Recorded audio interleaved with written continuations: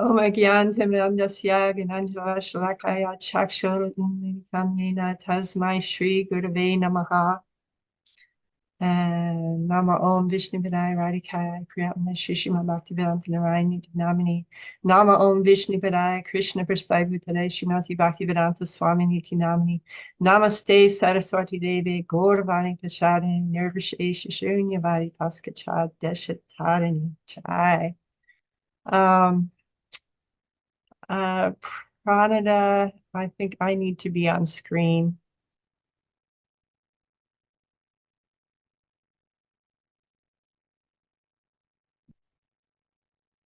Uh, okay, great.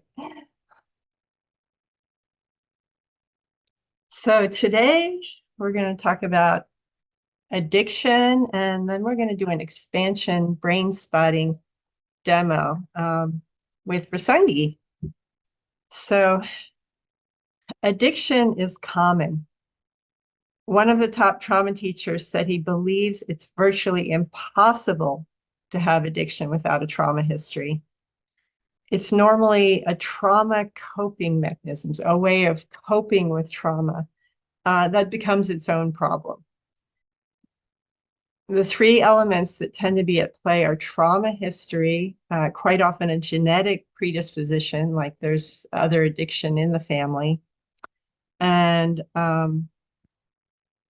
the heavy or prolonged use of the substance itself. So there's people who have the first two, but they don't end up taking enough of a substance to develop an addiction to it. In my experience, and we're fortunate today to have Rasangi, who's actually specializes in addiction and works with an IOP, which is an intensive outpatient program for addiction, which is good to know that that's an option. There's individual therapy, and then there's the 12-step program. There's intensive outpatient programs, and then there's the full-on rehab. So in my experience, if someone's using and they want to do trauma work, it's much better for them to be simultaneously doing treatment for their addiction. And as you know, trauma therapy can be a trigger for someone who has that issue. It can bring up stuff. So if someone has it's even better if someone has a stable recovery, however many months. It's an individual choice what works, before starting to get into doing the trauma work. They need some stabilization.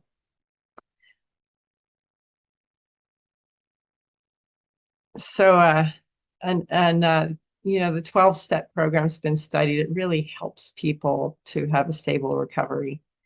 And if anyone wants to start or knows of a 12-step program for devotees, I think that would be a really valuable service for the devotee community. And, it can be done in person or online. There's, a lot of the 12-step meetings now are done online. Shame is a strong element in the addictive cycle. So addiction is an avoidance. It's a disease of avoidance. And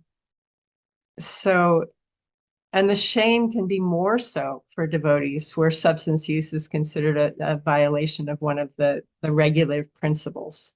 So there's kind of an extra potential for shame with addiction and with use of substances with devotees, and behavioral addictions also. With addiction, some of the internet addictions are included for sure.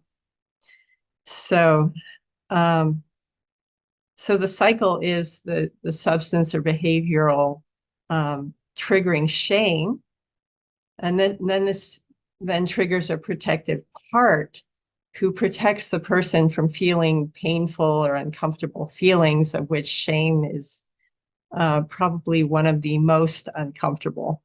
And the difference between guilt and shame is that guilt is like, oh, I just did something, I feel some guilty, maybe I shouldn't have done that.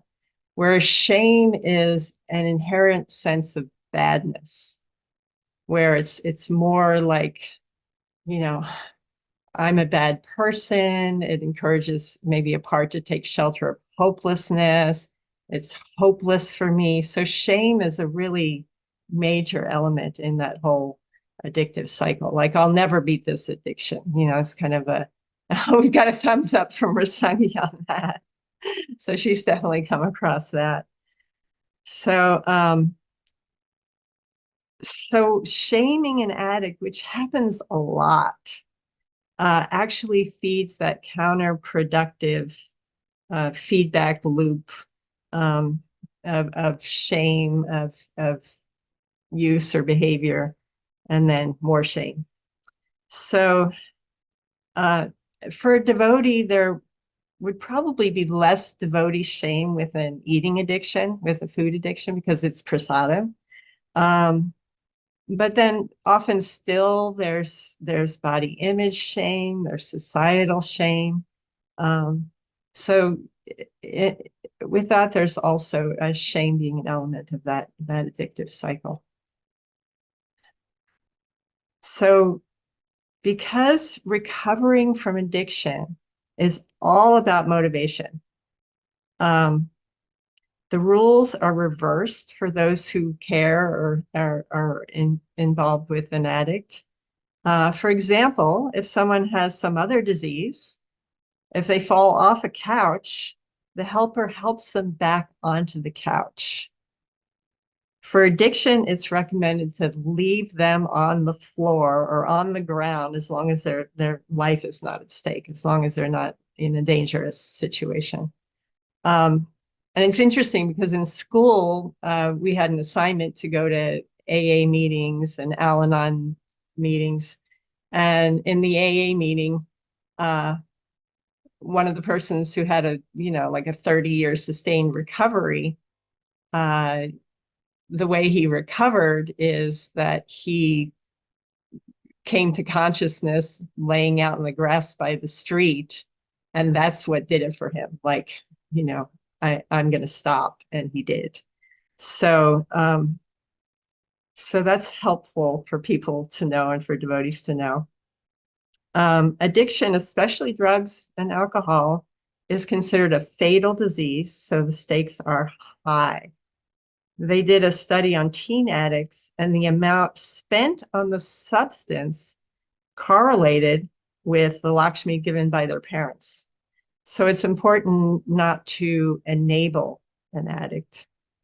It really helps for the addict to experience the consequences of their substance use or behavior to build that life-saving motivation. So they've divided recovery into 5 stages, and they're pre-contemplation.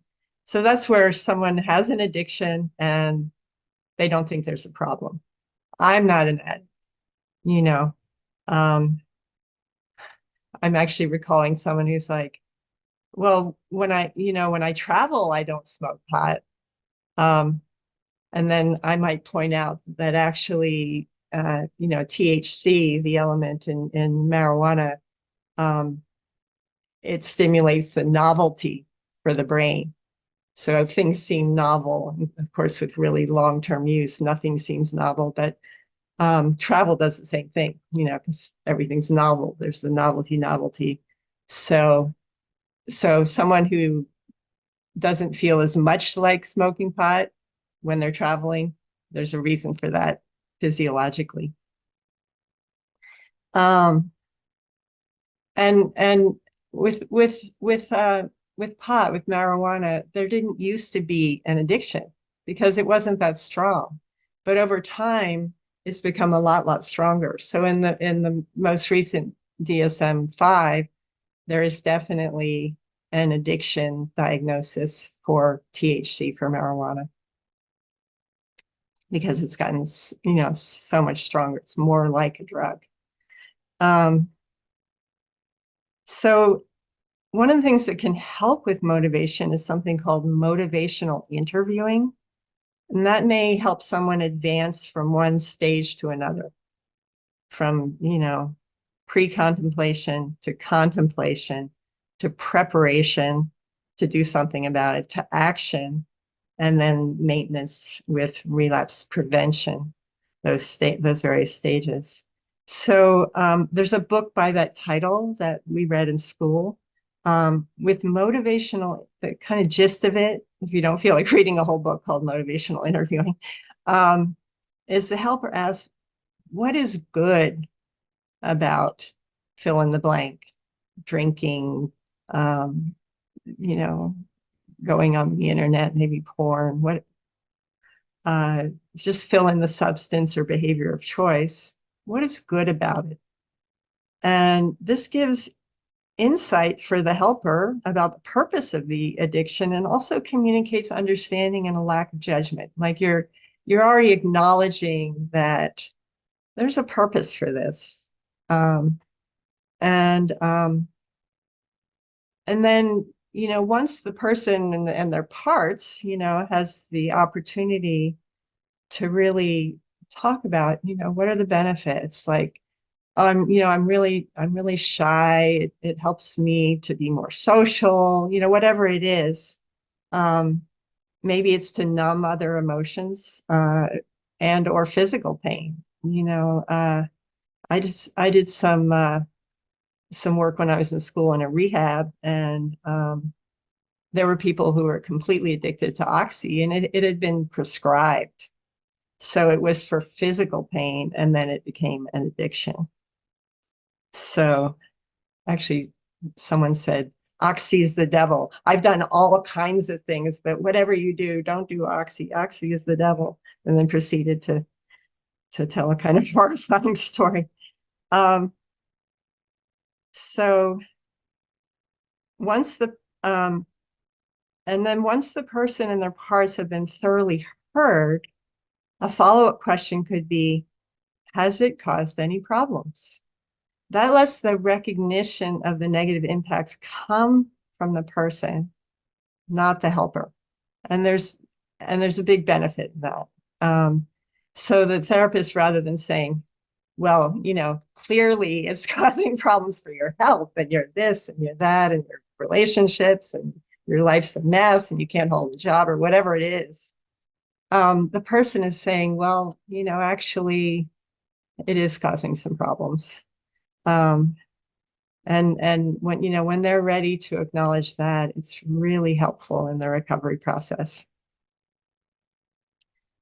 So from an IFS, Internal Family Systems, which I'm certified in, addictive behaviors are carried out by what's called a firefighter protector, who is protecting the person from feeling emotional pain. So the reason Dick Schwartz calls it a firefighter protector is because there's a trigger that, pain is going to be surfacing in the system. Maybe the person's going to feel some shame, that's number one, or fear, anxieties, grief, sadness, whatever the vulnerable emotions are. The firefighter protector is I'm going to go into emergency firefighter mode. And when a firefighter comes into a house, he's not like, oh, that's a nice picture of your guru. Oh, that's a nice, couch. And they'll just, let the hose go and they'll fight the fire. So the firefighter protector will go for an addict, will go for the substances as the most effective way to numb out the pain and not feel that emotional pain. So the emotional pain is carried by as burdens by vulnerable parts who are often exiled in the system. So this is sort of the IFS perspective. So the protector is reacting to triggers, as I mentioned. From a physiological perspective, the brain, the physical, the addiction hijacks both the pleasure and survival systems for a person. So this is explained well in an excellent film called Pleasure Unwoven by Kevin McCauley. we were assigned, we watched it in school, and I watched it like 4 or 5 other times because I really wanted to get that down. It was such a good film. Um, so people have what's called a hedonic set point, and this is the point at which someone experiences pleasure. So wonderful kirtan, really great prasadam, um, a really great prasadam, make that go higher. Um, Beautiful time in nature, time with friends. These all register as pleasure because they go above the hedonic set point. And then someone gets into, and these are kind of dopamine surges when a reward is better than expected. So with the use of a substance, the dopamine surges are way up here, way above the hedonic set point. So they cause this, kind of sort of intensity. And what happens over time is the hedonic set point rises because the brain's just trying to balance, the system's trying to balance. So the hedonic set point rises. And then, you know, all these other pleasures, I mean, maybe a cure time will still register or whatever, but the time with friends, the beautiful sunset, they're just not registering as pleasure. At a certain point, the only thing that registers as pleasure is the substance itself. So, um,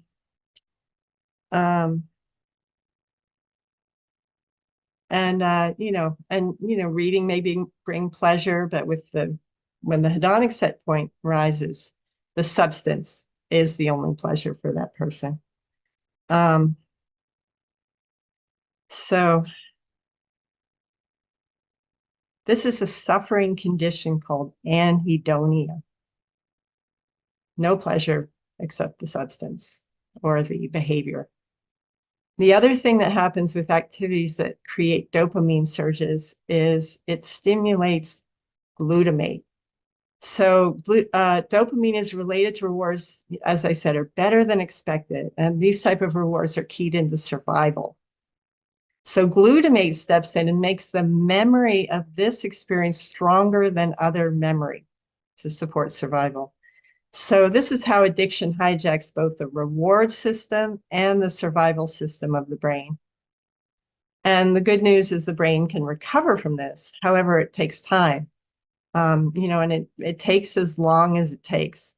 We learned it typically takes about 2 years, and relapses and other behaviors that create really big, like in AA, people are recommended not to start a relationship for at least a year because, a new intimate relationship can create big dopamine surges.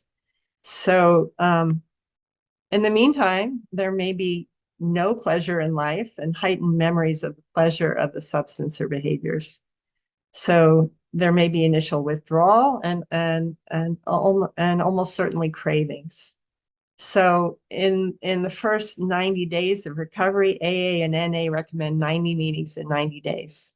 People who go into rehab after that go to 90 meetings in 90 days. Because that's the hardest time. It's not all of a sudden everything's recovered in 2 years. It's a gradual process. So it's the hardest time for a recovering person. It's right at the beginning, and then it gets easier.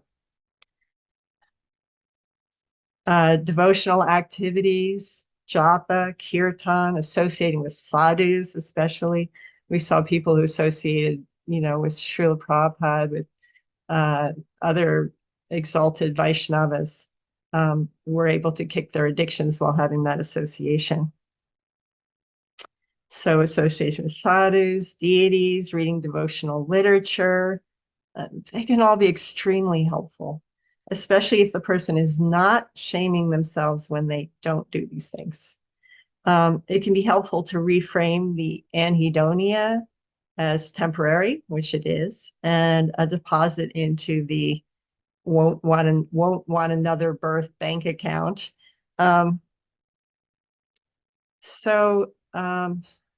So that's kind of addiction in a nutshell. I'm going to get into talking a little bit about brain spotting, and then we're going to be going into a demo. So brain spotting is a foster child of EMDR. It's an eye movement reprocessing therapy that's had a lot of research support. So David Graham was an EMDR trainer, and he discovered brain spotting by a fortuitous accident while working with a competitive figure skater who kept falling on a particular spin. And he found when he held a spot, he just intuitively held a spot, and it cleared it up for her, and she never had that problem again. So brain spotting uses eye focusing to process trauma and reprogram the brain and nervous system responses to and tendency to generate things like anxiety, addiction, chronic pain, depression, and PTSD. One of the principles is where you look affects how you feel. And we're going to have a demonstration of that. Lisa Larson more recently intuitively downloaded and developed expansion brain spotting. And this adapts well for those devotees who seek more connection to their higher power and other resources to overcome, devotional resources to overcome psychological stress and conditions like addiction and compulsive behaviors, as well as the sources of avoidance tendencies, of which, addiction is one. And there are so many other avoidance tendencies and distractions that people get into. So brain spotting targets points for the client to gaze at visually, which help access and heal unprocessed trauma in the subcortical brain. And I'll get more into that next time, but we can get right into the demo. So what would you like to focus on in this session? Well, I have been thinking lately about something my mother said many, many years ago that still affects me today. And it's something I would really like to get rid of. And maybe she said it once, maybe she said it more than once, but it's been so impactful and hurtful to me. And it's that she would call me a know-it-all when I would express myself. I don't even remember what it was about, but that aspersion of hers just felt like the way she sees me and really affected the rest of my life and my relationships. So that even though I know I do good, I do things well, I still doubt myself. I doubt that, and I doubt my wanting to be a know-it-all. You know what I mean? So it keeps me very timid, more timid. I'm not that timid, but it keeps me fearful of speaking my truth. Yeah, I understand. And what are some ways that you've coped with that over the years? Well, let's see. I've definitely had my wild period, my wild years of using substances and addiction. I've had some cannabis addiction. And you're right, cannabis is not the same thing we used to smoke today, but it was still, it helped. It was helpful at the time. And I actually joined a yoga ashram early on, 20 years old, to escape the difficulties of material life. And that was kind of like, I thought it was a solution and it helped. I stayed alive and I was healthy, but it didn't really solve the inner problems, and the relationship issues. It was kind of like I was a bypassing, which was healthy, and yet it didn't solve this issue. And I would love to just, not that I want to be puffed up, but I would like to, which we all know about. We don't, and then being a devotee didn't help in that regard exactly, because we were kind of told to be humble and just retreat and not speak too much or speak too authoritatively. I was always afraid to do that Mm, for fear of mm, too puffed up. mm. So it sounds like, and from our conversation, it sounds like the substances was initial and just for that initial year, and then the yoga ashram, and then the devotee ashrams where there was, more input, like kind of restricting that self-expression, Yeah. you know, be humble, let the authorities do the speaking, um, and you've maintained, because this is also an addiction class, you've maintained that long-term recovery and are helping people in an IOP with addiction. And I've So, been a part of 12 steps for years, mhm, including Al Anon, because I had come from a family of alcoholism. So it mm, is kind of hereditary in that way, uh, mm, turning to substances for mhm. answers and help. And back to your issue, what are the emotions that you feel? It's interesting when you ask me, when I think about it, I actually kind of get a choke up in my throat. It's so Mhm, painful. It's so painful mm, to think and hear my mother's voice saying that she's still alive. We talk about some of this, but not a lot. But um, yeah, the thought that your mother is supposed to be your wind beneath your wings or cheerleader. I mean, that's the way we tried to be as mothers, you know, like, right? Appreciating and rooting our children on and up. That wasn't the style then or of my mother. And mm, so maybe she thought it was better to keep me small, right size or something, but it's painful because that voice is part of who I am, expressing myself, being who I am, being enthusiastic about life and what I'm learning is stuff I love to share. And yet there's always this trepidation whether I'm being too much. I think I heard that too. Oh, you're too much. I was too much for my mother, too much energy, too much life. She said that. I'd wake up like a bat out of hell. I mean, like being enthusiastic for life and all. And she wasn't, she didn't appreciate that. She couldn't. mm, mm. Yeah, So so you have a somatic sensation in your throat. Do you have a sense of what you feel emotionally? and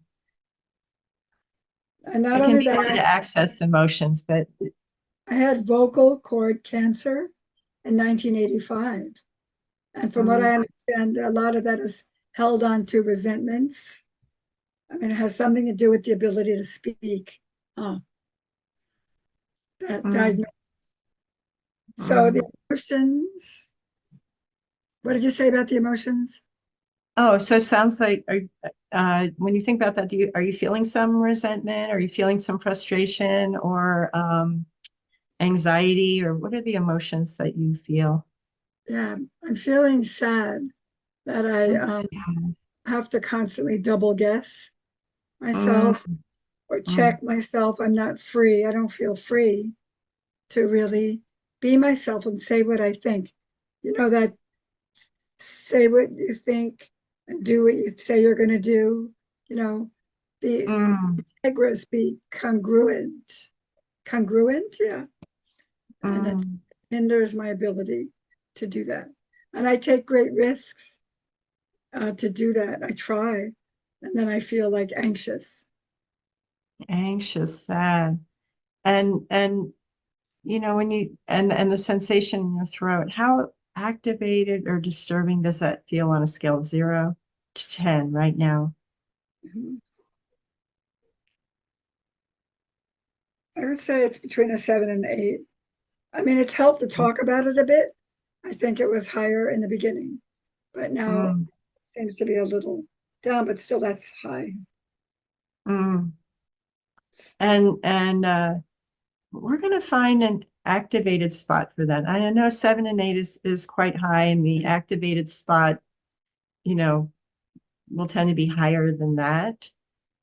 Just know we're also going to have a resource spot. And when an activated spot in this double expansion brain spotting, when an activated spot is particularly intense, you get to decide how long to stay at the activated spot and how much of the time to spend in the expansion resource spot. So we'll go ahead and right now we'll find the activated spot. When you look over here, does it seem more activated, less, or the same? A little less over there, I think. Uh-huh. And what about the middle? Mm, that's more. More in the middle. And what about over here?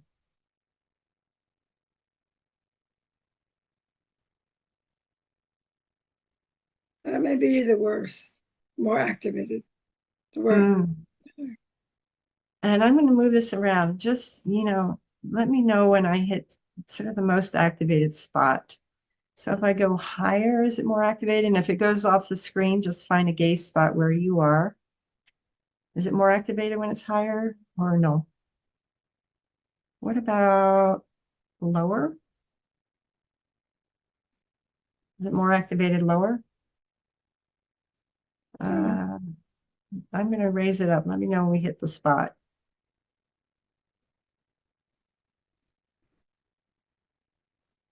A little higher. That feels right. And right there, or a little bit one side or the other is more, or right there. A little more closer to you, to the left, yeah. Right there. Too much. A little bit more to the, yeah, maybe right there and a little higher. Right there.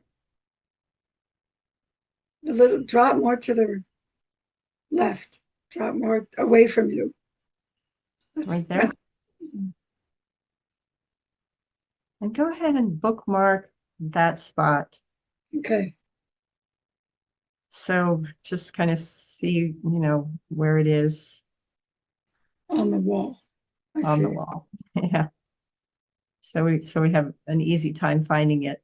That's And good. now, and now the next step, I'm going to ask, what is the greatest possibility for you in resolving this issue? Um, So is there a person or a spiritual teacher or someone who really accepted your expression, who really, where you felt that love and acceptance and you could feel comfortable expressing yourself with that person? I think it would have to be a combination of people. Like, Mm-hmm. I think I've experienced love for the first time when I met Srila Prabhupada, and he looked in my eyes, and I felt totally accepted and lovable. And then my sister, I have a sister who's 7 years younger, and she just looks up to me and adores me. She's not a devotee, but she totally accepts and loves that. That's my life, and I choose that. So I feel so seen by her. Mm. Let's start with your sister. Where in, when you tune into that love and acceptance from your sister, how much she adores you. Where do you most feel it in your body? Mm, have to be here. Check Mm, my heart. mm. And as you tune in and really feel that felt sense of her love and acceptance in your heart, if you happen to have, any object that you can hold against that spot in your heart for a moment, that can help. If not, no worries. Um, I don't see my cell phone. yeah, sure. Just for a moment. Okay. That's good. That's just one of the possible steps. Since it's your cell phone, we can have it go back on where it was. I'll So as imagine I'll imagine a rose there. A you can rose. imagine a rose there, and as you feel that felt sense, how strongly are you feeling that on a scale of 0 to infinity? With expansion brain spotting, it's a 0 to infinity scale, and you can do it as a fraction, halfway to infinity, or you can do it as a percentage if that's easier for you to access. How strongly are you feeling that felt sense of your sister's, acceptance of your expression? Yeah. Big, really a lot. Huge amount. I think because she's my mother's daughter too, to have her unconditional love and acceptance and seeing me for who I am and appreciating that so much, it seems Mm, to mitigate the way my mother saw me. It seems to kind of, mm, isn't that interesting? It seems to really mm, counterbalance. That's why it's so mm, painful to me. mm. And if you gave it a number, like a fraction or a percentage, what would you say? Because we'll check later also. Percentage, I mean, 7, like better, it feel better, like better. Is that what I'm looking for? How much better does it feel? No, this is not how much better, just how it feels right now. We haven't started the brain spotting yet on this one. Oh, it feels good. It feels like maybe up to a 50. I don't know. I mean, it just feels, Uh-huh. Like 50% to infinity, you'd say. yeah, All yeah. right, got it. And so now we're going to find a spot where that feels even stronger. Does it feel stronger over here when you look over here? That feels That, good. that felt sense that you feel in your Yeah. chest, your heart area, feel stronger there? Then where? Do you want to try a When you different? gaze at this point. And does it feel stronger, or less strong, or about the same when you look here? Hmm. I think it feels better over to the side, and that's Mm. your And over here was where the activated, so it probably feels less strong over here. yeah. That felt good on the other side there. And does it feel stronger if it's higher? Again, we're going to find the spot. Does it feel better higher, or I can come down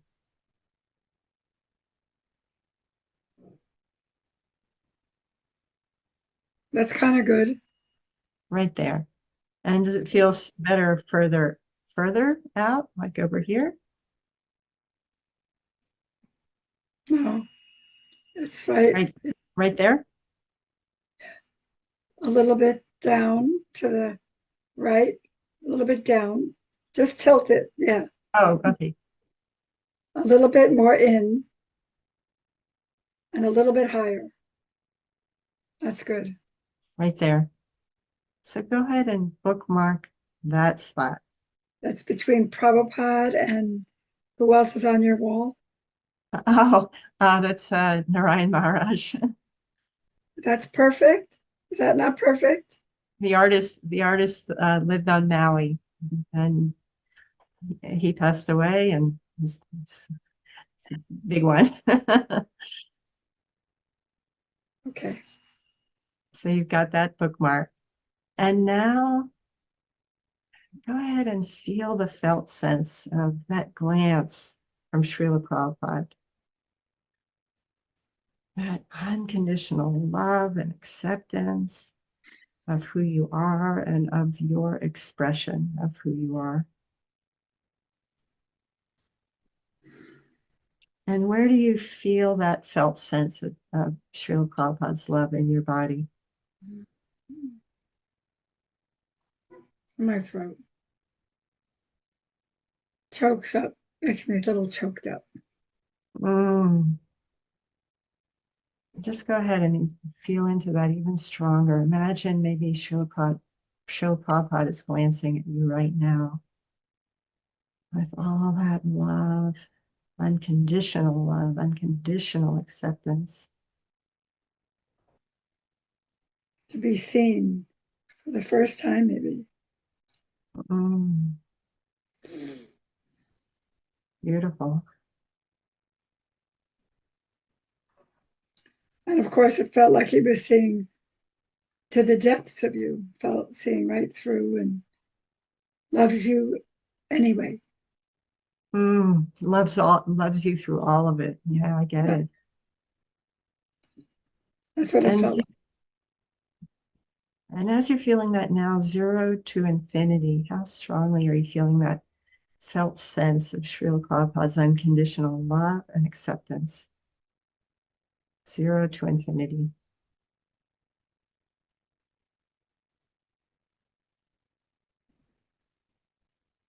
I mean, maybe about 75% is still.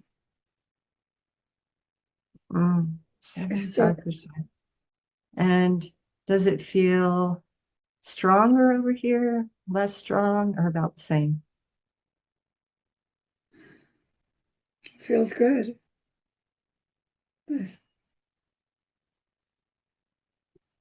And middle? The felt sense of being seen by Srila Prabhupada. Is that what you mean? Yeah, does it feel stronger or less strong in the middle? Or about the same? Can you put it back again to the other spot?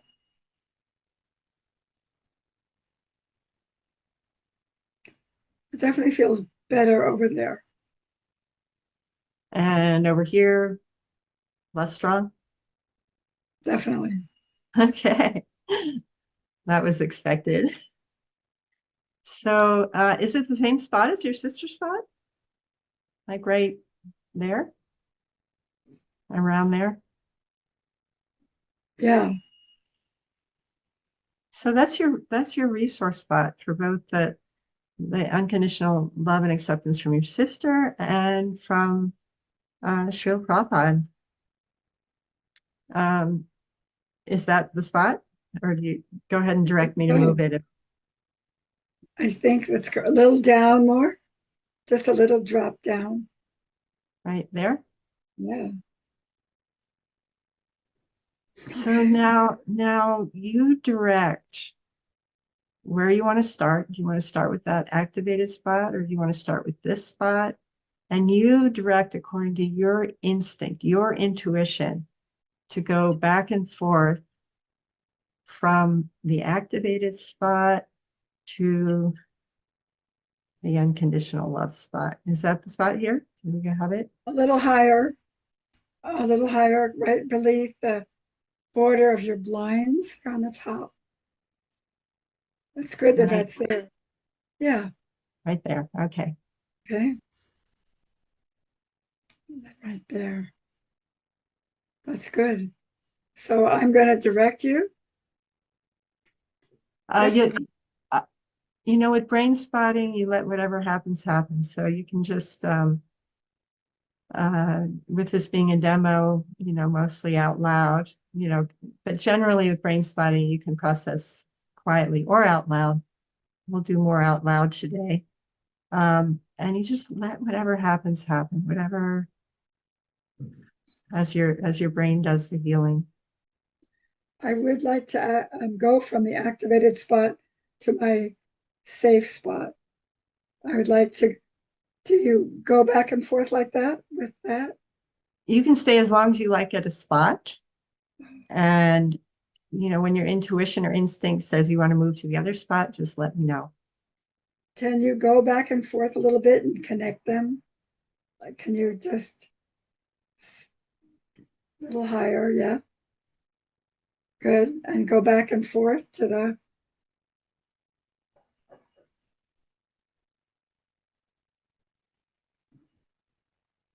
again. I really want to connect those two spots. Again.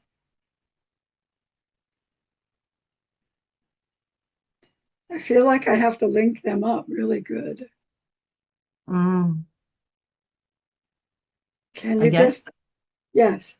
Can you just do it without me asking you and I can just watch it, go back and forth for my, About what, 3 to 5 seconds or so? yeah, five Okay. times or 6 times. Okay. Okay, 5 times.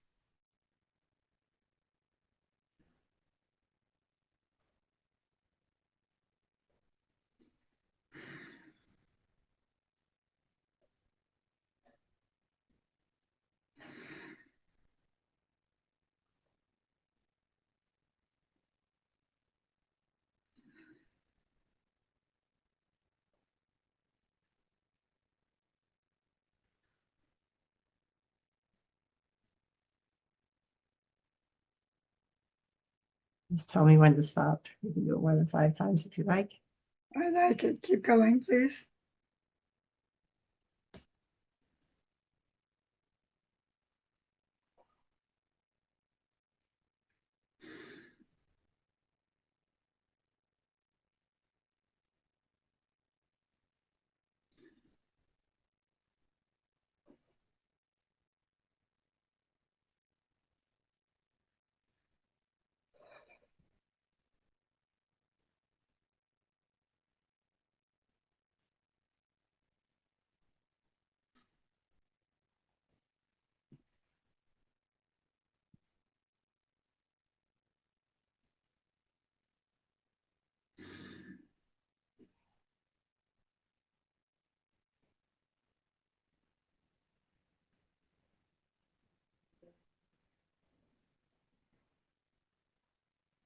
Okay. We'll stay here and just let me know when you feel to go to the other spot and just share whatever's happening. This is your time to express. I mean, that's a perfect spot. That happens to be the spot on the between my Shiksha guru, my Diksha guru, with my sister there too. Feeling all the love, I got goosebumps. And the activation seems to be like quieter, not as activated. Let's go back to the activated spot. Stay there for 2 seconds. I'm staying here until you tell me otherwise. Okay. Take your time.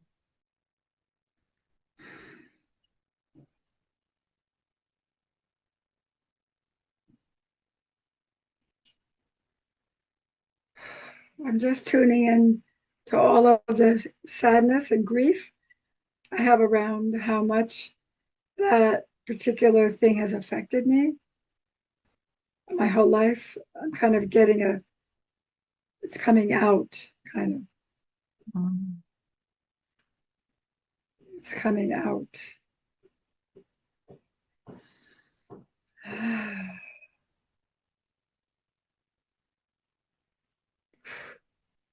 Pressure to be a certain way and to be perfect, maybe, or look good. Too much pressure.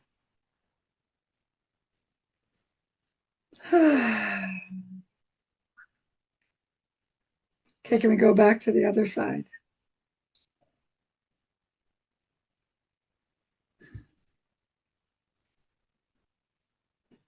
I need to feel their love. I need to feel that love. I need to remember that love.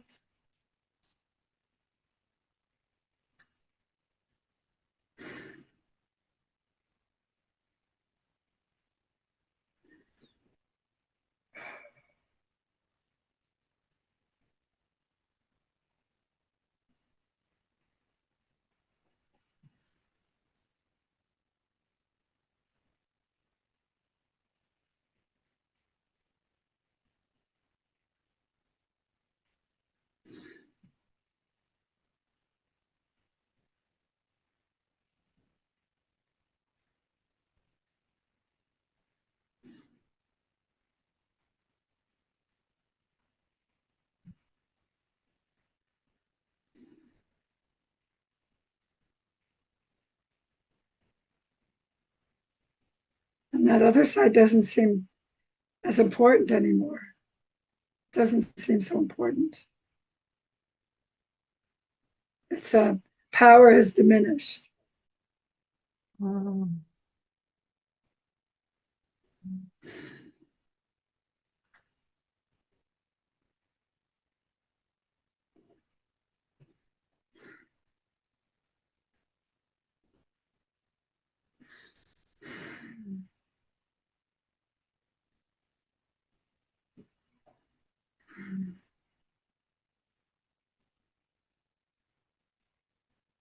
I invite everyone to shower Rasangi with love right now.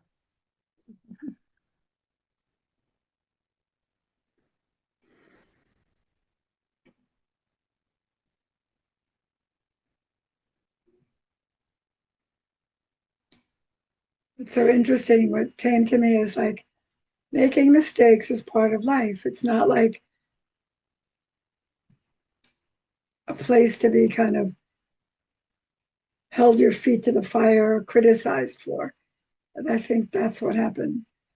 So to risk being genuine, authentic, you're going to make mistakes. And you hope that it'll be received with understanding. And you can work it through. Mm. It's when, and you can't, that it becomes kind of damning. That's what it was with my mom. There's no way to set it right. Now she loves me and tells me all the time. But this happened when I was 10 or 12 or 15 years old.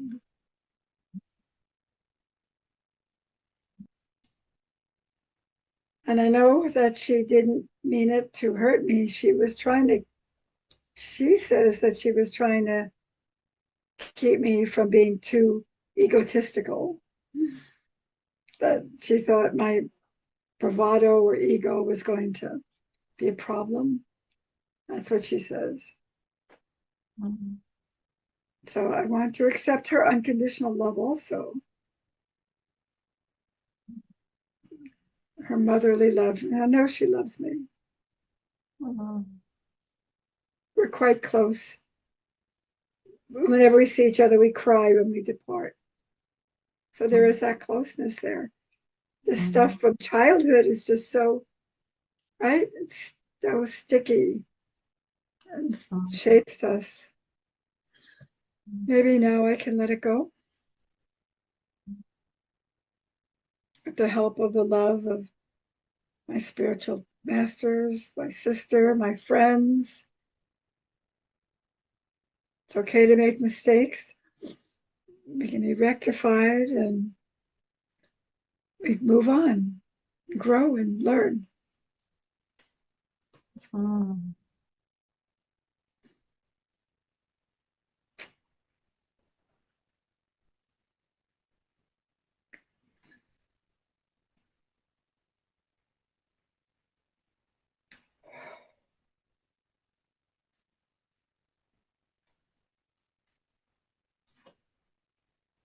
What are you noticing in your throat right now? Mm. I mean, I'm noticing it's still a little tight, but it's not. It's from a little bit of release and the resolve or something, the kind of place I'm at. It isn't from feeling choked up or jammed up. It's a little bit of overflowing of expression, perhaps, Mm. of relief, maybe gratitude too. Gratitude and love.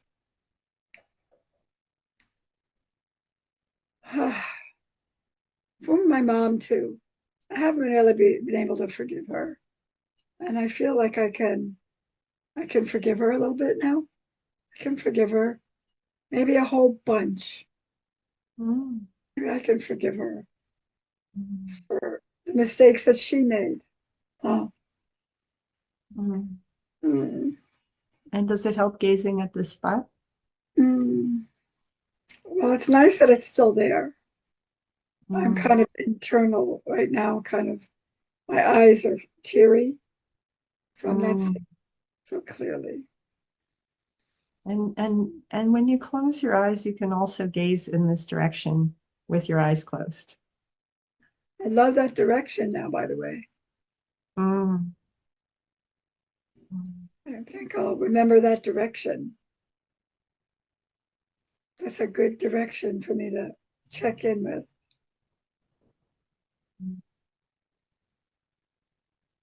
Hmm.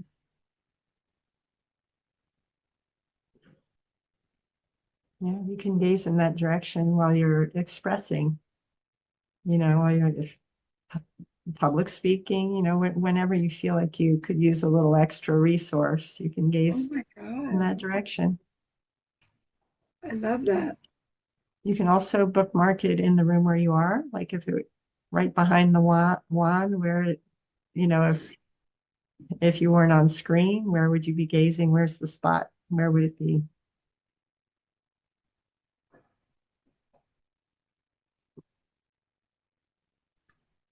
But I like it where it is there on the wall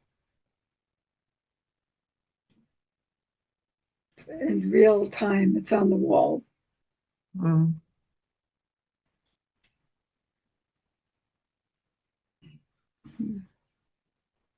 Up to the left is good. I like that.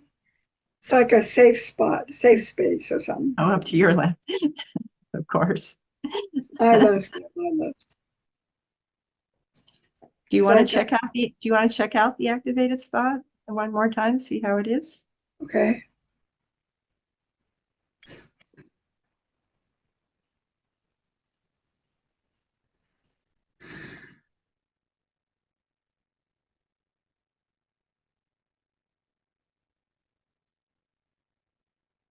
I'm not feeling it.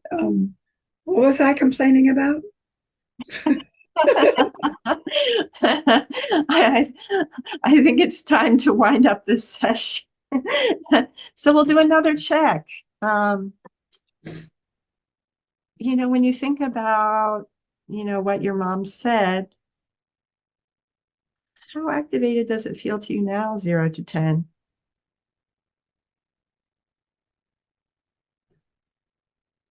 What she said when you were 15? Like, not a big deal. And I might answer back, Mom, that's not nice. I might be Mm, able to respond. I couldn't speak then. Mom, that's not mm. very nice. I never could answer her back. I would not, we wouldn't dare do that. Kids do that now a lot, but I didn't do it. I just took it in and suffered. And if you gave it a 0 to 10, where would you say it was, like a 7 or 8? I think it's maybe a one, could be a Wow. zero. I'm gonna, Could be a 0.5 between a 0 and a 1. yeah. It's just that it doesn't hurt. I know the sentence is there, and I can hear her voice saying it, but it's like, what? It's like, Mm, mm. what do you mean? That's crazy. And I don't just get wounded by it.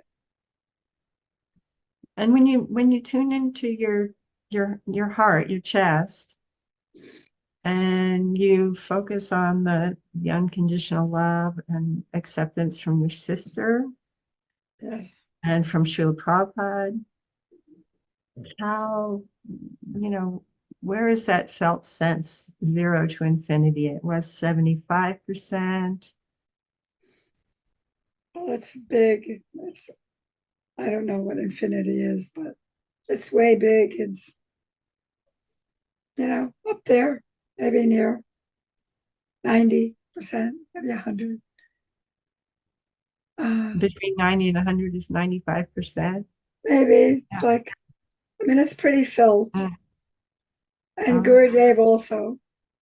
I mhm. didn't have much connection with him, but I felt his love, a loving creature, a loving being. Mm, beautiful. Spoke so much love to us. Mm. Good work, Rasungi. Well, let's see if I can rock and roll now and not have that niggling voice. And you may have invented a new protocol, the like back and forth to connect Yeah, before going into the processing. That was not something that I was trained about, at least not at this point, and it seemed to work really well for you. So you may have just invented a new protocol. that was good. That was great. But then again, I'm seeing my beloved guru's pictures there. So that has something to do with it. And you have the option to do that in the space where you are. I mean, probably. I don't know if there's a window there or what, but you could find a space where you can set that up too, where you can have where you're sitting and you've bookmarked like, where you're looking off to the left, sort of the height and everything.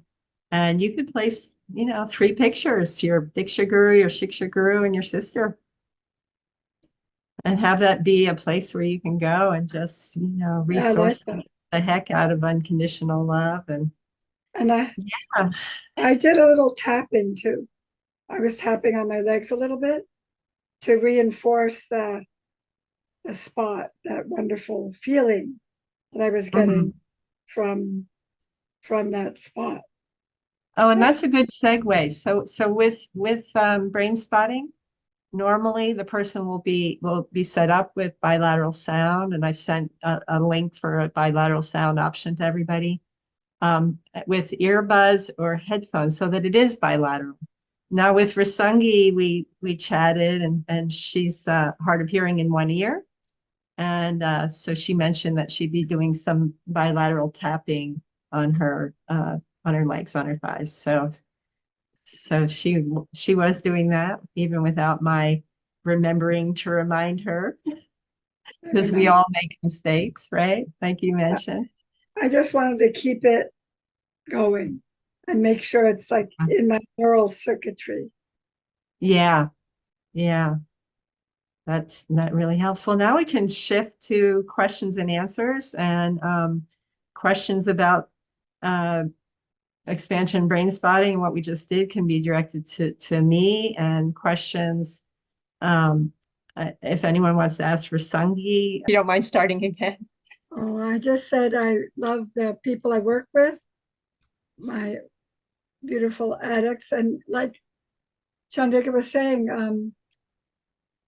there's there's a lot of evidence now that addictions are really the result of trauma, childhood trauma. And you can check out Dr. Gabor Mate. He's a Canadian, a brilliant Canadian who was alive as a baby during the Holocaust. And his mother gave him away to save his life and then got him back. And he began his training as a psychiatrist. He's quite brilliant, um, knowing that that trauma happened and was traumatized. Anyway, he's a great resource, great videos. And then there's another teacher book that I love. It's called Rewiring the Addicted Brain by Laurel Parnell. Laurel Parnell, Rewiring the Addicted Brain. And it's for anyone to use. You don't have to be a trained clinician, but it has scripts to work with to help people build inner strengths, inner resources, which can really help them say no to the substances that they're using. And like Chandrika said, it, I think it's really important. I feel it's necessary for them to be involved in developing a community base for their recovery. Um, that support is vital. It's not, you can't do it alone, right, Chandrika? It's not something you can do alone. So encouraging them to be part of a 12-step program or an IOP program. And I'll just tell you a little bit. The program that I work at is called the Bodhi Addiction Treatment and Recovery and Wellness Center. And we teach pranayama, we teach mindfulness meditation, we have a life coach, and we have a drug and alcohol counselor, and I do trauma work there. So all of the wonderful things we've learned can also be used. And we see that the people that do the best there are the people that take advantage of all the different resources. There's group and group pranayama classes, and that's so important. You know, they say we breathe 23% of our actual lung capacity. We're a shallow breathing culture, and we need to bring in that oxygen to go into the blood for our body and our brain. The brains don't work without oxygen either. So I notice when my clients start doing the breath work on their own, and they make it their own, right? They make it their own. They start to feel so much better and become stronger and healthier and make better choices. There's another example I like. It's like, I like, this is the brain, this is the brain stem, this is the frontal cortex. And as Chandrika said, this doesn't develop until, I think you said this, till one's 25 or 26 years old, this frontal cortex. This is the part of the brain that makes good decisions. I think it's a cosmic joke that I say, Krishna, why did you do that? We have all our youth running around with so much hormones and so excited and footloose and fancy free, but they don't have the brain substance to make good decisions yet. That's why they have parents, I guess, and elders. But and trauma lives in the brainstem, amygdala. And when we get a reminder of the trauma, a smell of a person that abused us, or a memory, or like something that reminds us what happens is we flip our lids. We flip our lids, even as adults. And then what? We don't have access to this frontal cortex. So I like to say, for me, I spend most of my time keeping my lid on.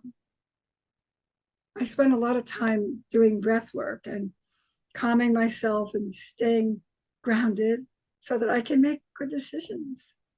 Otherwise, I flip my lid and I can't think straight. So I know people ask for addiction.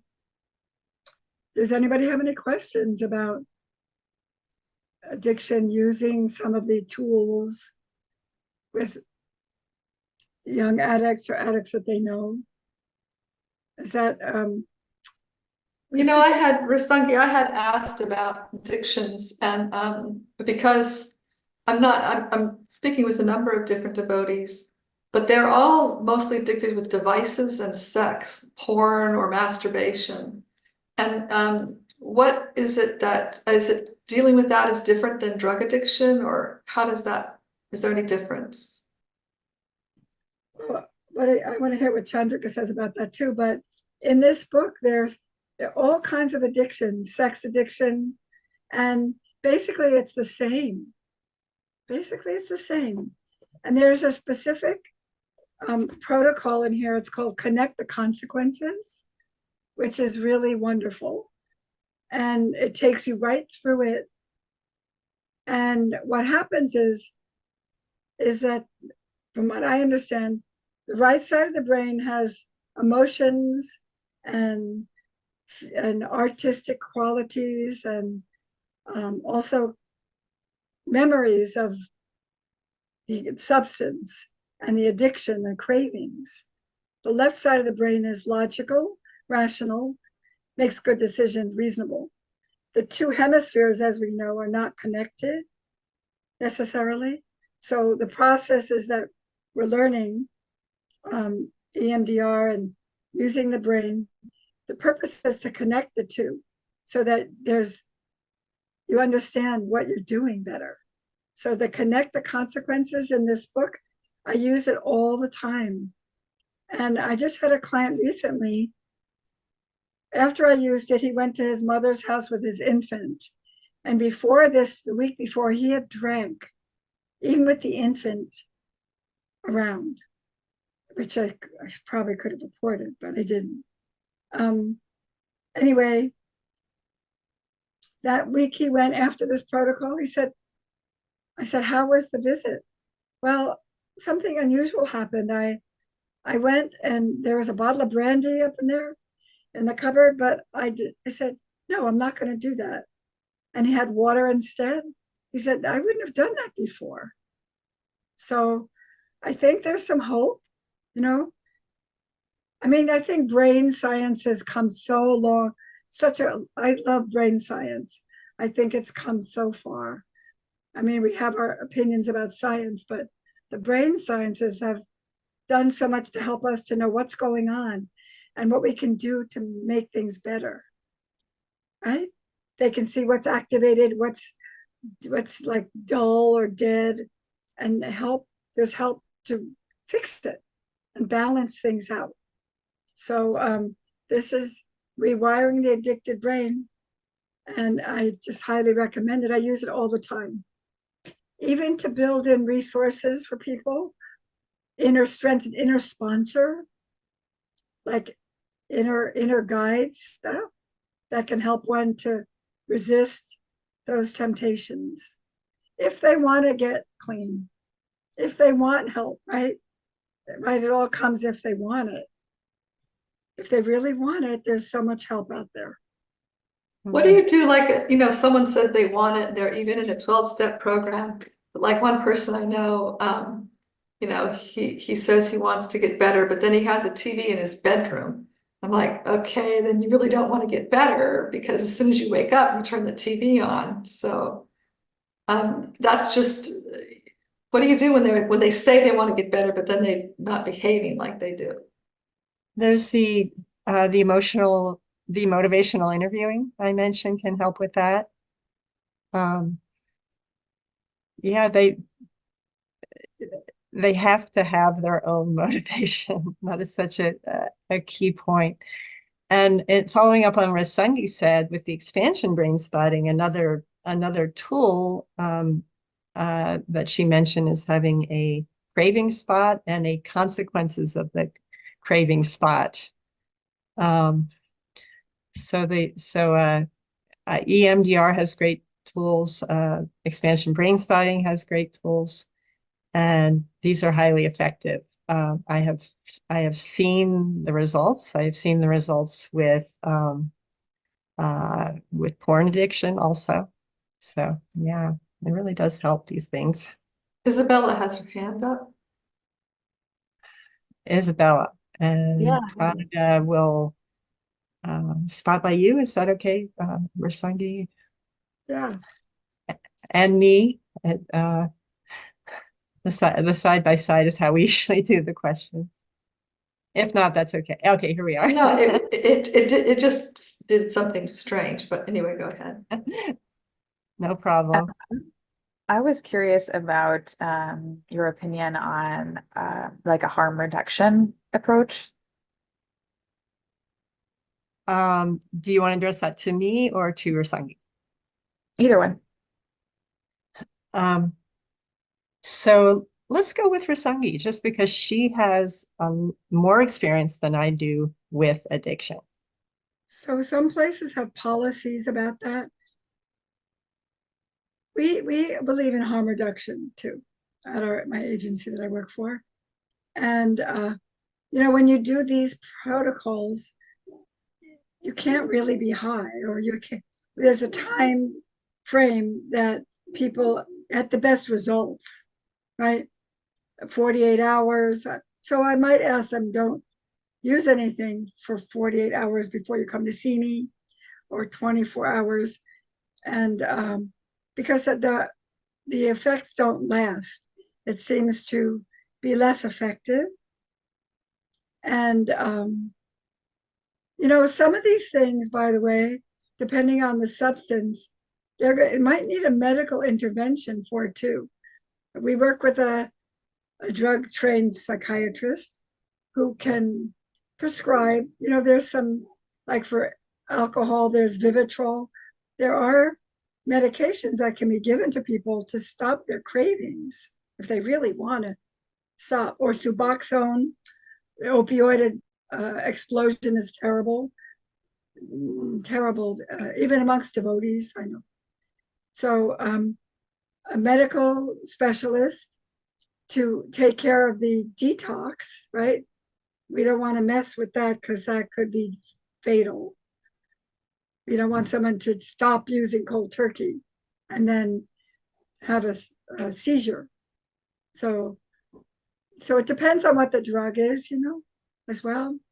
And but harm reduction is good, and it can work. And like Chandrika was saying, if we can help them deal with some of the trauma that they had, sometimes the grip of the addiction will loosen as well at the same time, right? So we have them slowing down, stopping, cutting back, and we see that that's effective at the same time doing the other things.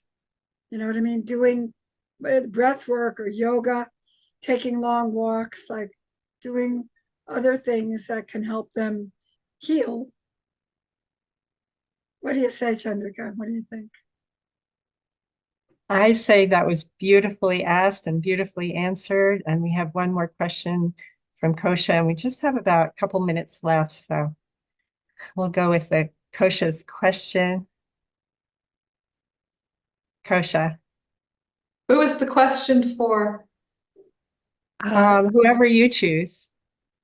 Rasangi, it can be for you since or for both of you, but just I was curious what the parameters are when obsessive behavior transitions to addictive behavior, because it seems so all pervasive in our modern society that the screens, whether it's, the computer or the phones or the other tech, and then food that goes into everything from processed foods and sugar and coffee and energy drinks. And then I've even heard it referred to that people have like this obsession or addiction to exercise. So what's the actual parameters of what's the difference between obsessive behaviors and addiction, and how do you help somebody on both ends of that spectrum? So interesting. I want to hear what Chandrika says too, but I think the thing she said is what you're doing causing you problems, right? I mean, I would think that what are you noticing as a result of what you're doing? Like, are you exercising to the point of injury? Are you eating to the point of feeling shitty? Oh, excuse me, feeling very bad, or you know what I mean? Are you, I think that's perfect. Like having it come from them, right? Like, is this working for you? Mhm. I mean, rather than me tell somebody, I think you're overdoing it. I think it has to come from them so that they want to accept the help that's offered. What do you say, Chandrika? Um, well put, and I can add that there in an assessment, you would ask the person, have you had attempts to stop that you are not able to stop? So failed attempts at stopping can be a sign of addiction. Do you have symptoms of withdrawal when you're not using the whatever it is? There can be withdrawal from all, behavioral addictions also. So the cravings, the withdrawal, and the failed attempts to stop. And then is it causing problems in your relationships? So Absolutely. if there's a spouse or a family member who is very troubled by what they're doing, that can be a sign of addiction also. Is there anything else you want to add to that, Rusangi? And then, it is time to stop. Thank you, everybody, for coming. So great to have you all. And once again, very honored to be able to share these amazing tools. And I will see you next week.